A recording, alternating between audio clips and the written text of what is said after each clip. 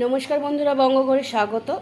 তো আজকে আমি একটি ডিশ করব, সেটি একটি সব রকম দিয়ে একটা নিরামিষ আইটেম করব। সেটার জন্য কি কি লাগছে দেখুন। গাজর, বেগুন, আলু, সজনা ডাঁটা আমি কেটে নিয়েছি, একটা দেখাচ্ছি আপনাদেরকে। সজনা ডাঁটা, এই যে সজনা ডাঁটা, আর আছে বিনস, পনির আছে, আলু আছে, পোস্ত, ডালের বড়ি, কাজু, দুধ।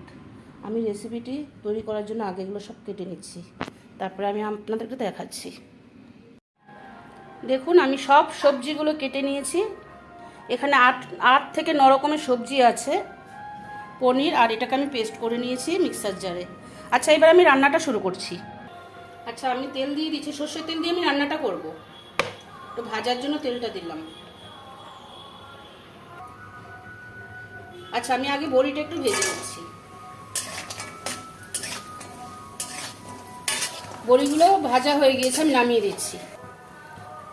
এবার আমি পনিরগুলো ভেজে নেব এই তেলের মধ্যে। গ্যাস ওভেনটা একটু কমিয়ে দিয়েছি, না হলে পনিরগুলো পুড়ে যাবে। পনিরগুলো হালকা ভাজা হয়ে গিয়েছে, এবার আমি নামিয়ে নেব। বেশি কড়া,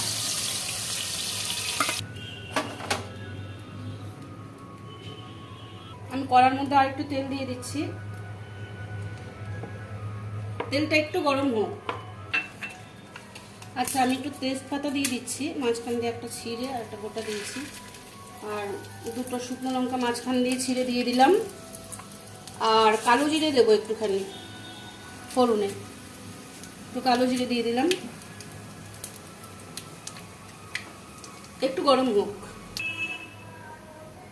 আচ্ছা, আমি এক এক করে সবজিগুলো একটু ভাজবো, একসাথেই ভাজবো সব সবজি, আলাদা কিছুই না।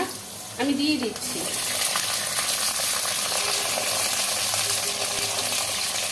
পরে দেবো, বেগুনটা নরম তো, ওটা একটু ভেজে পরে আমি বেগুনটা দেবো। আমি একটু হলুদ দিয়ে দিচ্ছি, পরে আমি আর হলুদ দেবো না, আর একটু নুন দেবো। আমি একটু নুন দিয়ে দিলাম। বেগুনটা আরেকটু পরে দেবো, আমি আরেকটু ভেজে নিই। আচ্ছা, দেখুন এগুলো মোটামুটি ভাজা হয়েছে, আমি এবার বেগুনগুলো দিয়ে দেবো। বেগুনগুলো দিয়ে আমি আরেকটু এটাকে ভাজবো।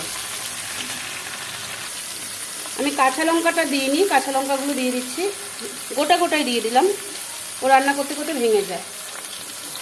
কাঁচা লঙ্কা দিয়ে আমি আরেকটু নাড়বো। দেখুন অনেকটা ভাজা হয়ে গিয়েছে, আমি এবার টমেটোগুলো দিয়ে দিচ্ছি। টমেটোগুলো দিয়ে আমি আরেকটু নাড়ছি।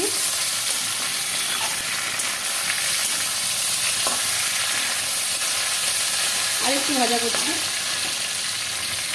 আচ্ছা, দেখুন ভাজা হয়ে গিয়েছে, এবার আমি পোস্ত আর কাজু বাটাটা দিয়ে দিলাম।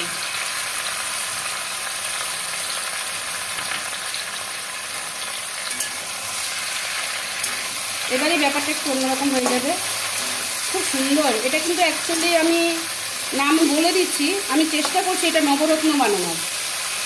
আপনারা কে কীভাবে বানান আমি জানি না, আমি এইভাবেই নবরত্ন করি। 9টা সবজি দিয়ে, অনেক সময় 9টা সবজি জোগাড় হয় না, কিন্তু এটা নবরত্ন। আমি একটু বাটি ধোয়া জল তো দিই, বাটি ধোয়া জলটা একটু দিয়ে দিলাম। ওর মধ্যে অনেকটা পোস্ত আর কাজু লেগে আছে। আচ্ছা, আমি এবার বড়িগুলো দিয়ে দিচ্ছি। বড়িগুলো দিয়ে আমি আরেকটু কষিয়ে নিচ্ছি। আচ্ছা, আমি সবজিটা তো কষানো হয়ে গেছে, আমি এবার দুধটা দিয়ে দিচ্ছি। এই যে দেখুন, দুধটা দেওয়ার পর দুধ দিয়েই চেষ্টা করবেন, জল অ্যাড করবেন না, খেতে খুব ভালো হয়। আচ্ছা, আমি একটু চাপা দিয়ে রাখছি। এখন আমি পরে পনিরগুলো দেব। একটু দেখে নিচ্ছি কতটা ফুটেছে। হ্যাঁ, অনেকটাই ফুটে এসছে। এবার আমি পনিরটা দিয়ে দিচ্ছি।